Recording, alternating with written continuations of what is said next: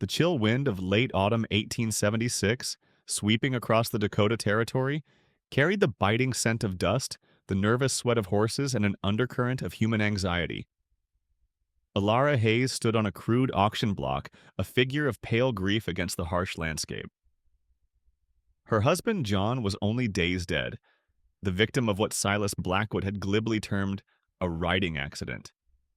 Now, Blackwood himself, a man whose smile never thawed the ice in his eyes, presented a dubious debt note, his voice slick as he began to auction off her family's ranch, the only home she had ever known.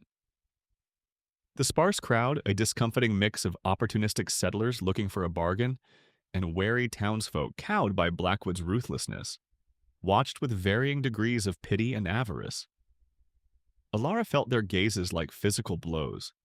Blackwood's own eyes lingered on her, an unspoken, chilling threat of what would become of her once the land was gone hanging heavy in the frigid air.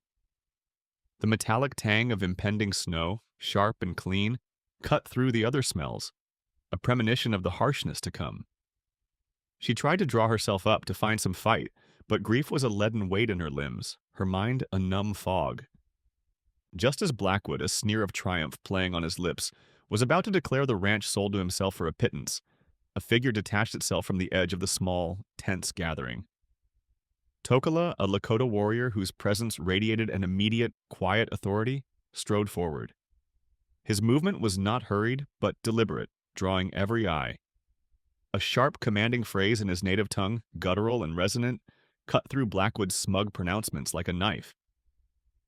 In the ensuing stunned silence and confusion, before Blackwood's men could react or Alara could fully comprehend, Tokala seized her arm. His eyes, dark and fiercely intense, met hers, conveying an urgent, unspoken command. Flee. No words passed between them that Alara could understand, only the primal instinct to escape a greater threat. Terror of Blackwood, of the life he would force upon her, momentarily outweighed her fear of this unknown, imposing rescuer. She stumbled after him, his grip firm but not unkind, pulling her away from the auction block, away from the remnants of her shattered life, towards an uncertain, perilous future. Blackwood's enraged roar shattered the stillness. "Stop them! Don't let them get away!" he bellowed, his face contorted in fury. His men, jolted into action, scrambled for their horses. The open prairie offered scant protection as Alara and Tokala fled. The sky, already a bruised, ominous gray, began to spit icy flakes, a bitter promise of the storm's imminent arrival.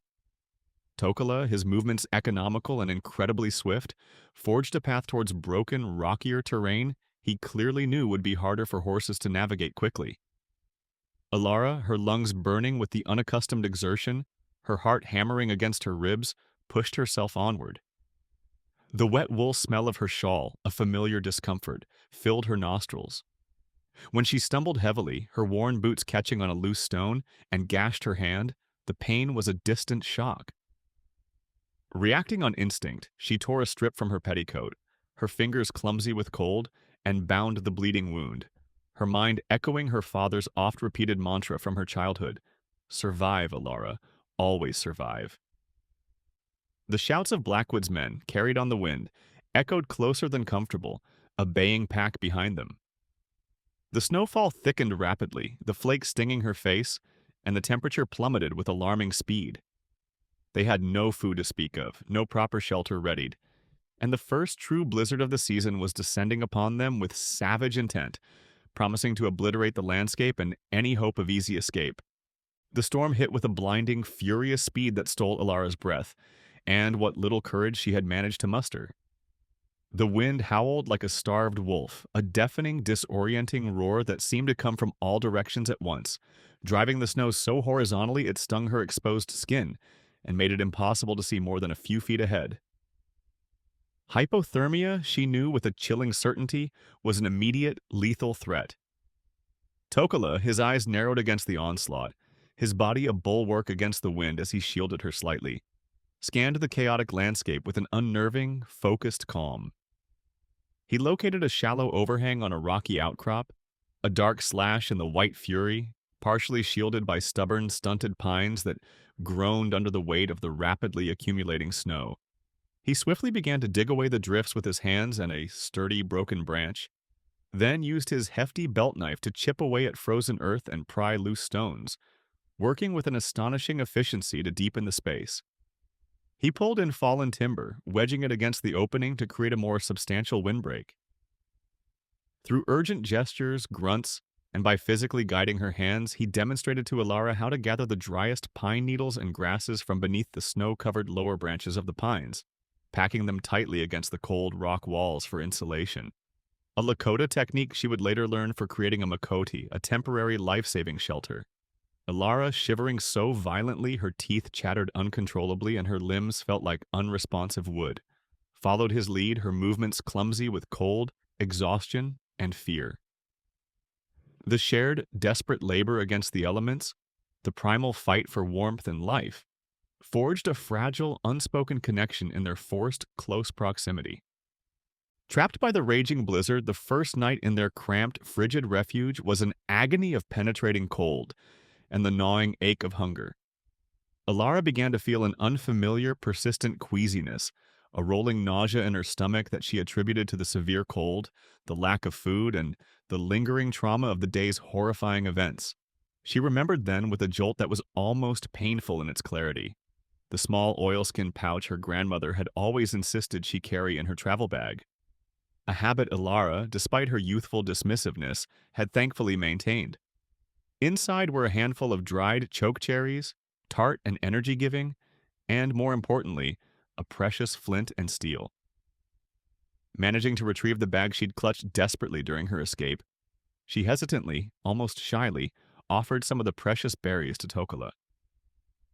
He accepted with a slight, almost imperceptible nod, his eyes briefly acknowledging the offering before returning to his watchful scan of the storm through a tiny gap in their makeshift barrier. In turn, from a pouch at his waist, he produced a small, dark piece of papa-dried bison meat, breaking off a portion for her. The smoky, rich smell of the meat, so different from anything she was used to, was a stark, almost overwhelming contrast to the sterile, freezing air of their prison. Huddled deep in their refuge as the wind shrieked outside like a banshee, Alara's numb fingers brushed against a small, smooth object in her dress pocket. A simple, worn wooden horse, lovingly carved by her late husband, John, during the quiet evenings of the previous winter. Clutching it, the familiar contours of painful comfort brought a fresh wave of grief so intense it stole her breath. But beneath it, a tiny, stubborn ember of resolve began to glow. She had to survive, if only for his memory, for the love they had shared. The blizzard, however, showed no sign of abating. Their tiny, shared food supply was nearly exhausted. The wind, a malevolent entity, found every minuscule crack in their shelter, and the faint smoke from the single lard lamp Alara had also managed to save did little to warm the frigid air, its flickering light casting long, dancing, distorted shadows on the rough rock walls, making the small space feel even more claustrophobic and menacing. The relentless blizzard continued its assault for what felt like an eternity, a roaring, white chaos that imprisoned them. During a brief, eerie lull in the wind's violent howling, a sound drifted through the thick, swirling snow, the distant, muffled crack of a gunshot.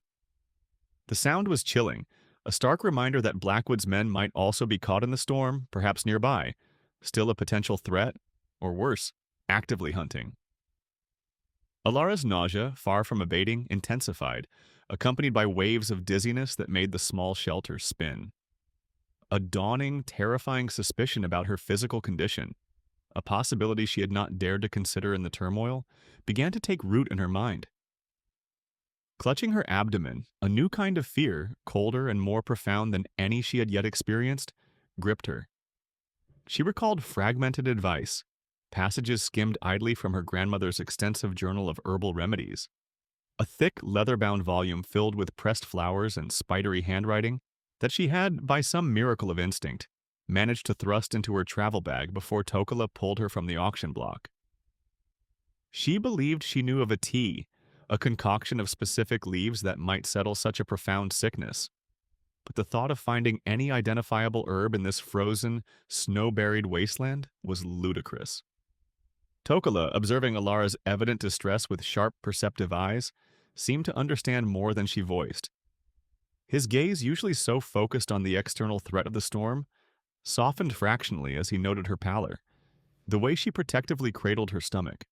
He left the shelter briefly, a dark shape quickly swallowed by the swirling white, battling the wind and snow with a practiced ease that spoke of long familiarity with such conditions. He returned, snow clinging to his bison hide wrap, holding a piece of a pale, ginger-like wild root.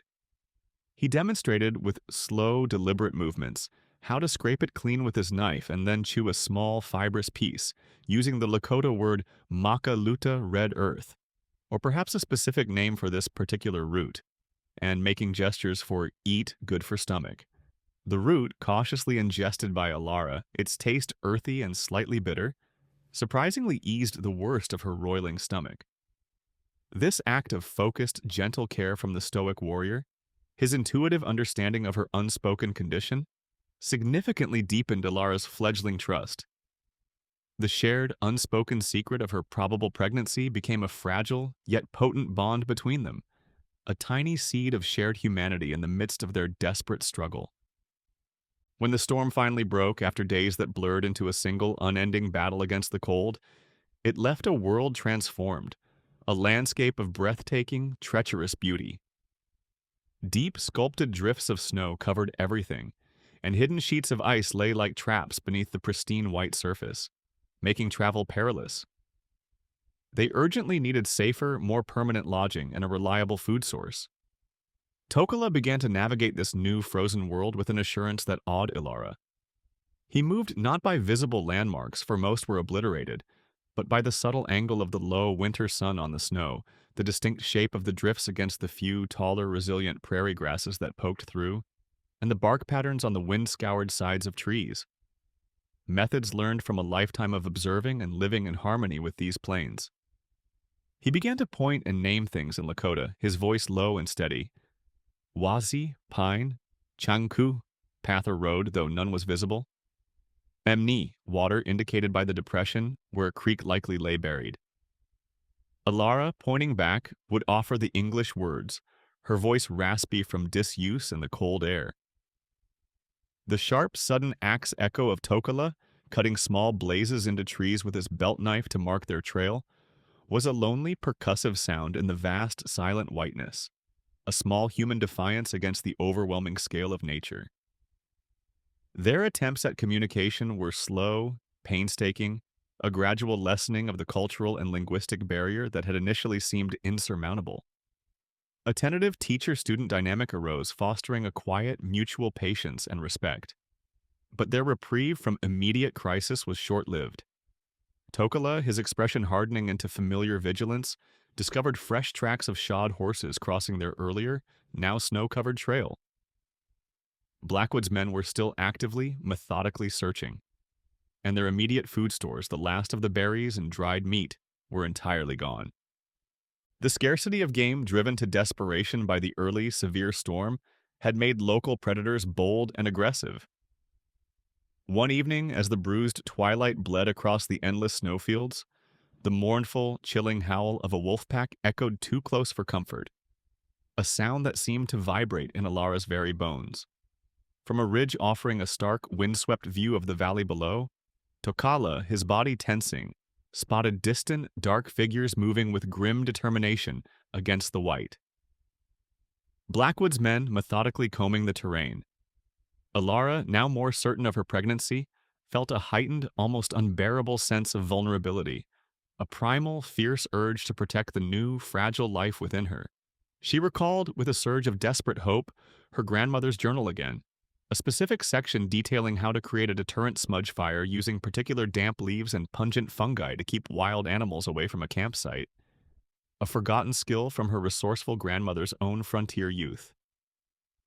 She fumbled to build such a fire near their current, inadequate shelter, a small hollow beneath a snow-laden pine, her hands clumsy with cold and the urgency of her fear. Tokala, ever alert to the wolves and the men, watched her efforts for a moment, then nodded, a flicker of what might have been approval in his eyes. He then refined her efforts, showing her how to select particular resinous woods the Lakota used that burned with a more acrid, repellent smoke, and how to arrange the fire for maximum effect while conserving their precious, limited fuel. With focused intensity, using a stout branch and his knife, he then forged a crude but effective spear, hardening its fire-charred point in the embers of their small blaze. Their combined efforts, Alara's remembered knowledge and Tokala's practiced skill, created a pungent, smoky barrier around their little camp that night. The wolves, a pack of lean, hungry shadows, circled in the darkness just beyond the firelight, their eyes gleaming like malevolent, greenish embers. But they kept their distance, unnerved by the smoke and the humans' alert presence. This shared act of defense, of actively protecting their precarious existence, solidified their partnership. Alara felt a surge of efficacy, a feeling almost forgotten in her grief and fear, and Tokala a growing respect for her resilience and the unexpected depths of her latent knowledge. Alara, however, was clearly weakening. The constant gnawing cold, the scant food, and the insidious drain of early pregnancy were taking a visible toll. Her already slender frame seemed more fragile, her face pale and drawn. They desperately needed a more secure, defensible shelter and a genuine chance to hunt or trap successfully. Tokala, after much scouting, led them to a hidden cut bank along a partially frozen creek, a place offering better protection from the wind and, crucially, signs of small animal life. Delicate rabbit tracks stitched across the snow, the tiny droppings of grouse near clumps of exposed berries. Here, with patient skill, he skillfully set snares made from stripped sinew he always carried and pliable willow branches, hoping to catch something, anything, to supplement their dwindling energy. The crisp snap of twigs underfoot as they moved, the sigh of the wind through the bare branches, and the distant caw of a crow were often the only sounds in the otherwise silent, frost-rimed landscape. As Alara rested, bundled in every layer she possessed, leaning wearily against the frozen earth of the cut bank, Tokala, noticing her fatigue and the flicker of despair that sometimes shadowed her eyes, used their growing collection of shared words and expressive, surprisingly eloquent gestures to relate a simple Lakota allegory, a story about a small, clever creature, perhaps a field mouse or a chickadee, overcoming a large, seemingly insurmountable obstacle through persistence, courage, and ingenuity. This moment of shared quietude, Tokala's unexpected attempt to comfort and encourage her, revealed yet another deeper layer to his complex character, a capacity for gentle kindness that lay beneath the stoic, formidable warrior exterior. Later, while helping Tokala gather scarce, dry tinder from beneath the snow, Alara's numb fingers closed on a folded, stiff piece of paper tucked deep within the inner pocket of John's old, oversized coat she now wore constantly for its precious warmth. Unfolding it with trembling hands, she saw it was a crudely drawn map of a section of their ranch, with an unfamiliar, intriguing symbol, a circle with 3 distinct radiating lines, marking a specific spot near the northern pasture. Beside it, in John's familiar, beloved handwriting, were the words, "Good water, protect."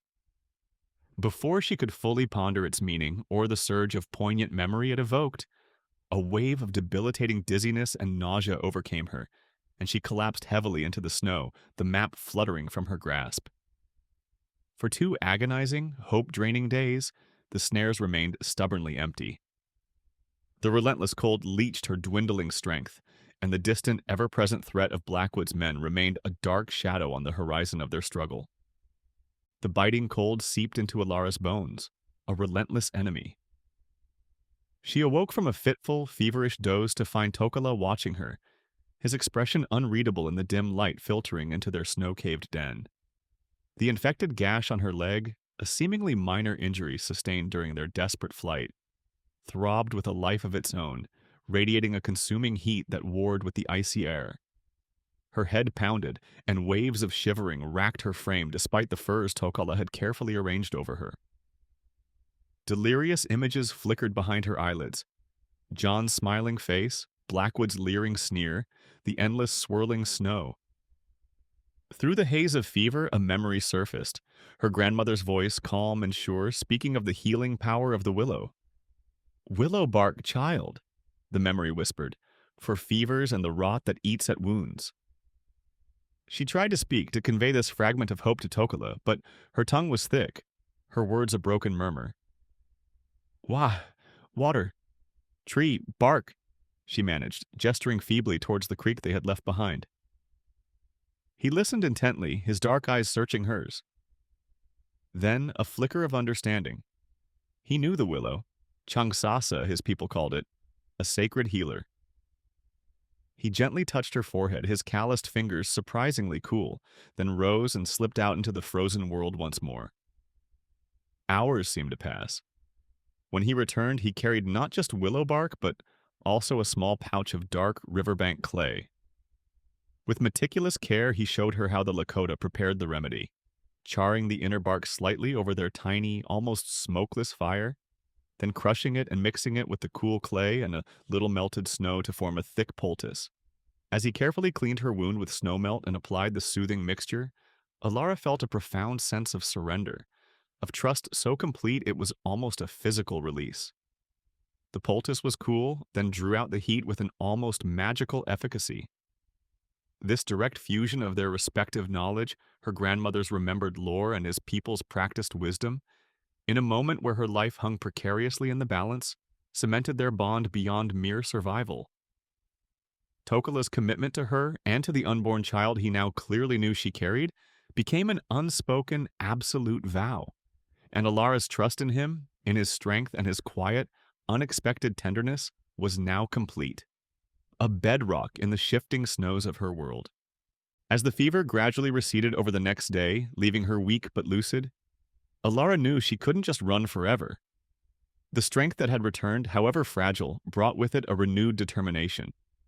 She had to confront Blackwood not just for herself or John's memory, but for the future of the child growing within her. She needed Tokala's help beyond mere survival. She needed an ally.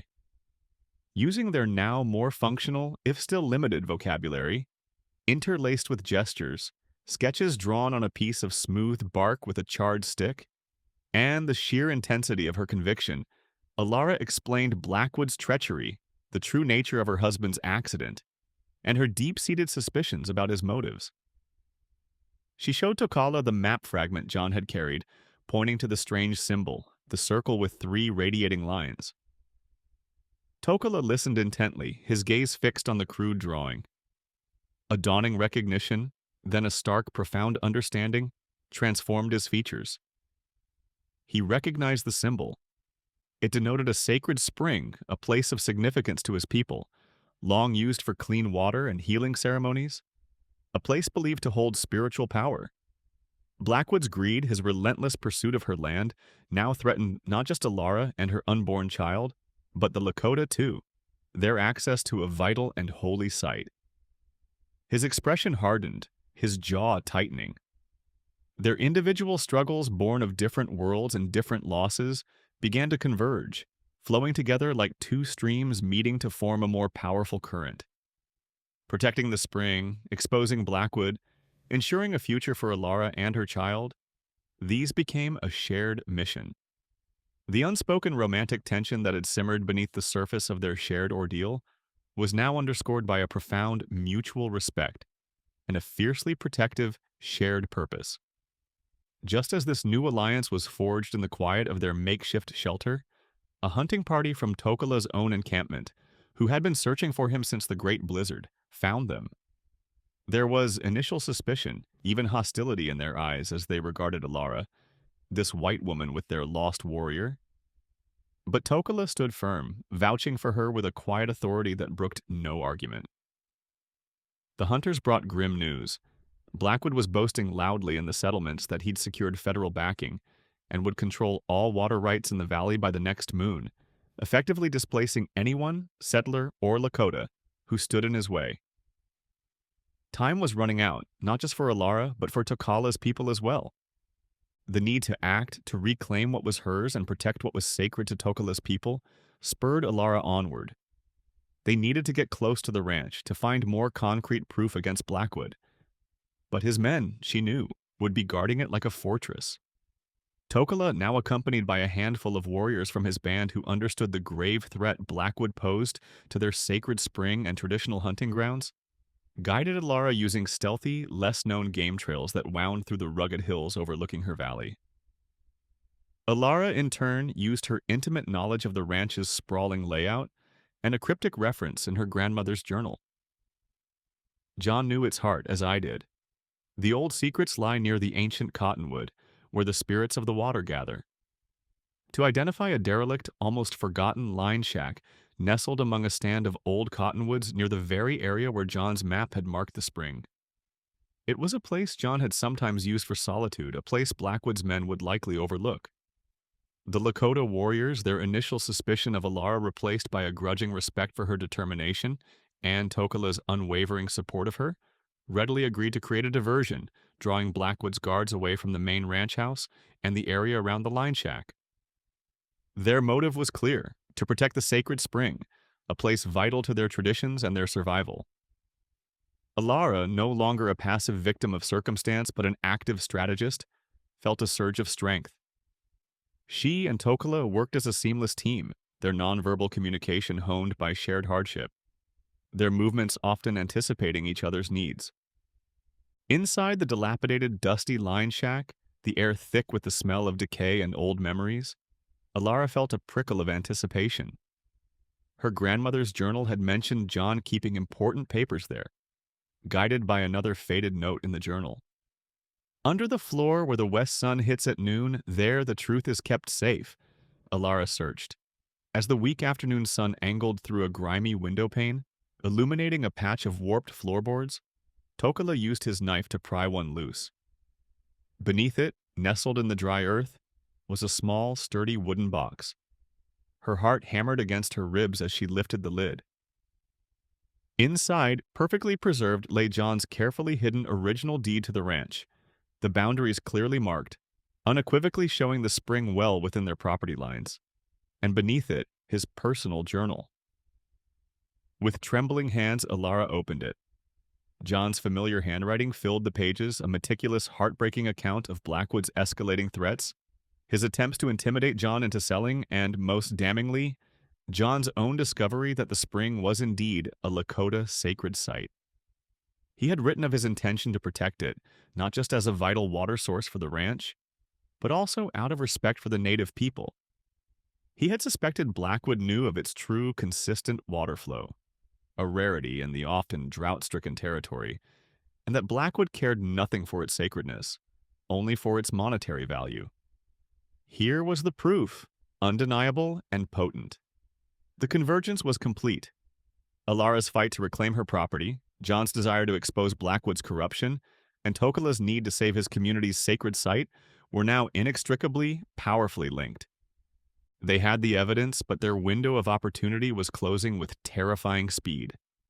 Blackwood, arrogant and confident, had called a town meeting at the nearest trading post, intending to publicly solidify his fraudulent claim within days. Alara and Tokala knew they had to present John's journal and the deed publicly before Blackwood could make his move irreversible. Tokala's warriors pledged to ensure their safe passage to the trading post and to stand as witnesses to her testimony. They would preserve the precious journal and deed with their lives if necessary. As they prepared for the journey, the familiar wet wool smell of Alara's damp cloak, a constant reminder of their ordeal, mingled with the scent of old paper and dried ink from John's journal. In the distance, they could hear the faint, rhythmic axe echo Blackwood's men, fortifying the main ranch house, so sure of their impending victory. The Lakota, while having their own systems of justice, understood the persuasive power of the white man's written documents in this changing world. They would stand with Alara, their silent, formidable presence a testament to the truth of her claim and a clear statement of Blackwood's profound threat to their shared, vital resource. The unspoken love between Alara and Tokala, forged in the crucible of shared survival and now ignited by a common, righteous purpose, was a powerful undercurrent to their determined efforts. Reading John's words, his deep love for her and the land, his quiet, unwavering determination to do right by the Lakota people whose connection to the land he had come to respect, Alara felt his presence beside her, a comforting strength.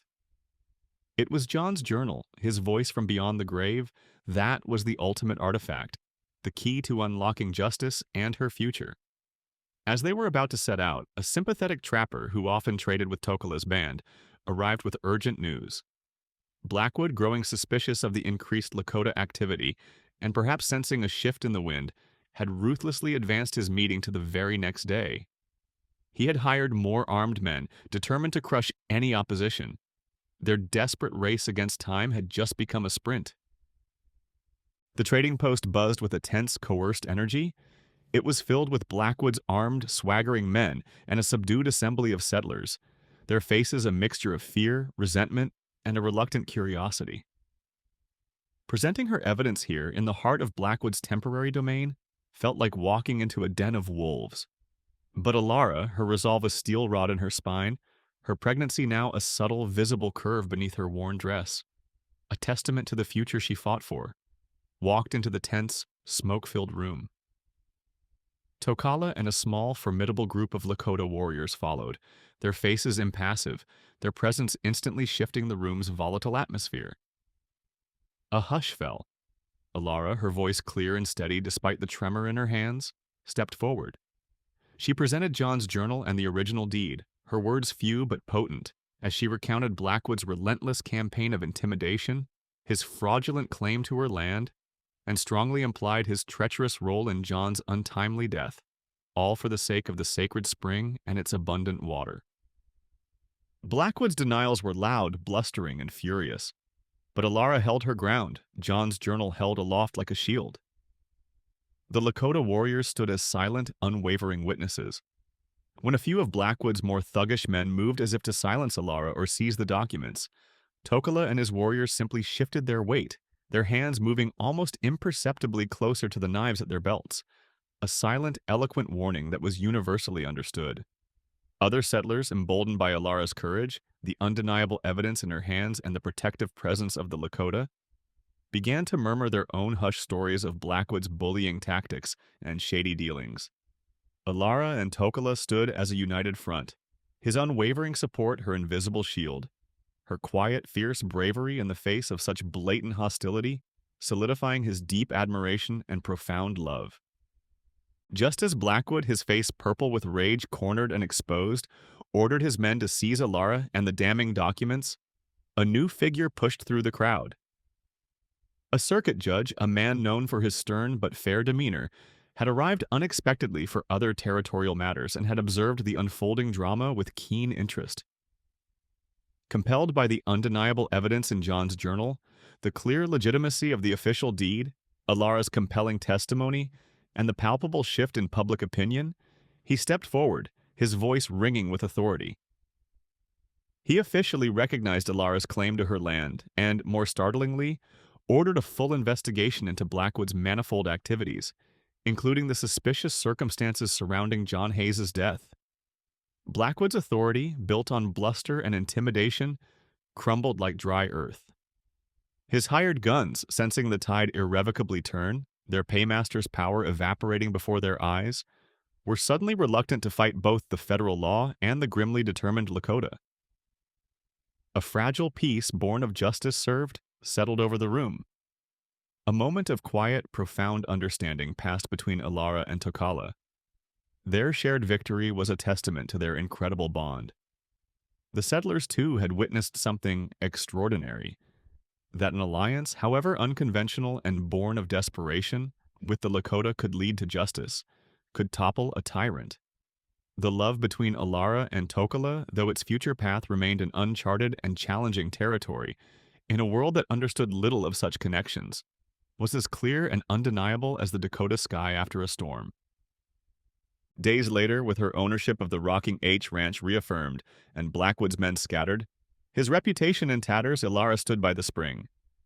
Its clear water bubbled from the earth, a life-giving pulse. Some of the settlers who had witnessed her victory, their initial fear of Blackwood replaced by a dawning pragmatism, approached her with proposals for dams, for pipelines to carry the precious water to their own drier lands. Tokala stood a little way off, watching her, his people waiting for her decision. Alara looked from their eager faces to Tokala's calm, steady gaze. She thought of John's words in his journal, his desire to protect this place. She thought of the Lakota for whom this water was sacred, a gift from Wakantanka. She made her decision. Addressing the settlers, her voice quiet but firm, She announced that the spring, while on her land, was sacred ground. The Lakota people, she declared, would always have honored access to its waters for their needs and their ceremonies, as per her late husband's wishes and her own deeply felt respect. She proposed a council, a meeting between her ranch and the Lakota elders, to ensure the spring's use was sustainable and respectful to all, forbidding any purely commercial exploitation that would damage its flow or deny access to those who held it holy. It was an irreversible choice, one that cemented her honor and her alliance with the Lakota, but one that would undoubtedly limit her ranch's quickest path to profit. It was a cultural threshold crossed, a decision that would shape the future of her valley, her family, and her relationship with the man who had saved her life and shown her the meaning of true courage. The decision brought a fragile peace, but also new complex challenges. Alara, a pregnant widow, now had a ranch to rebuild, a community to foster trust with, and a profound, life-altering relationship with a Lakota warrior in a world that understood little and often feared such deep connections between their divided worlds. Years passed, flowing like the clear water of the spring that became the heart of their shared world. Alara's son, named John after his father, but with Tokala's spirit shining in his dark eyes, grew up learning to navigate the vast prairie not just by settler landmarks, but by the subtle signs of nature taught to him by Tokala, who remained a steadfast, loving presence in their lives. Their bond, Alara's and Tokala's, had deepened into a quiet, resilient love that defied convention and censure, a partnership built on mutual respect and unwavering support. Young John learned to suture wounds not only with the medicines from his great-grandmother's carefully preserved journal, which Alara taught him, but also with the healing plants Tokala showed them. He learned to forge tools, to hunt with a quiet reverence, and to listen to the whispers of the wind. The Rocking H Ranch prospered, not through ruthless exploitation, but through methods that blended the best of settler agriculture with the profound wisdom of Lakota land stewardship, crop rotation that mirrored natural cycles, water conservation techniques learned from Tokala that kept the sacred spring pristine and generously flowing for all. Alara's grandmother's journal, its pages worn soft with use, lay on the main room table beside a beautifully beaded Lakota cradleboard, a gift from Tokala's people for her son when he was born. On the rough-hewn mantelpiece, John Hayes's small, intricately carved wooden horse stood as a silent sentinel. These artifacts were more than mere objects. They were touchstones, their stories told and retold to the next generation, ensuring that the memory of their family's struggle, their unique alliance, and the vital importance of cross-cultural respect was never forgotten. Alara learned to speak Lakota with a comfortable fluency, and Tokala, in turn, mastered English, their conversations a rich tapestry of two languages, two worlds, woven into one shared life. The spring, known to later generations simply as Two Voices Spring, remained a place of peace and shared resources. An annual gathering, initiated by Alara and the Lakota elders in those early years, continued, a joyous celebration of the harvest, the land, and the enduring respect their communities held for one another. Alara's descendants and those of Tokala's people continued to honor the pact made so long ago, their shared history a testament to the enduring possibility of coexistence, of finding strength in diversity. One golden autumn afternoon, Alara, an old woman now, her hair the silver of winter frost but her eyes still bright with spirit, sat with Tokala, equally aged but his frame still strong and straight, beside the life-giving waters of the spring. They watched their grandchildren, some with Alara's clear blue eyes reflecting the prairie sky, others with Tokala's deep, earthy gaze, all with a blend of both their spirits, playing together, their joyous laughter echoing through the cottonwoods, a promise of enduring hope, a legacy of love and courage carried forward on the Dakota wind.